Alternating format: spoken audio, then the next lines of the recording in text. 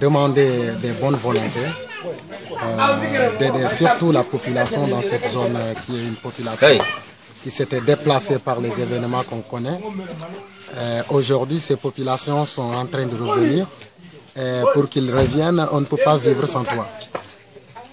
Cause pour laquelle je lance un appel à toutes les bonnes volontés pour qu'ils viennent en aide à ces populations qui sont venues.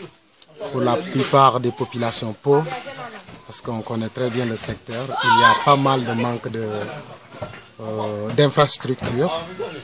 Même l'accès est tellement difficile que si on n'aide pas ces populations, ils auront du mal à revenir. Donc,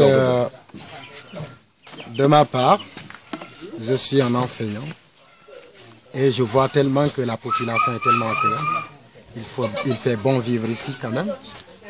D'ailleurs, vous-même, vous pouvez en témoigner.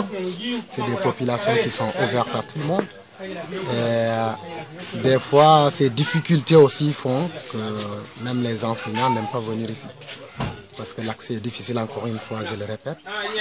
Mais si on arrive à trouver des aides et que tout le monde s'y mette, je pense que ce secteur sera un secteur de développement pour notre région. Voilà, vous avez dit que si les bonnes volontés aident pour en tout cas permettre la continuité dans le flux de retour des populations qui étaient déplacées à cause du conflit en Casamance, la zone serait en tout cas un pôle attractif. Mais venir ici également, c'est très difficile. Est-ce que ne pensez-vous pas que cela pourrait être un frein justement à cet idéal que vous venez de parler? Je pense vraiment qu'il ne peut pas y avoir de développement s'il n'y a pas des moyens de déplacement, comme les routes. C'est ce qui fait défaut dans le secteur. Parce que pour venir jusqu'à Waniak, c'est un vrai parcours du combattant.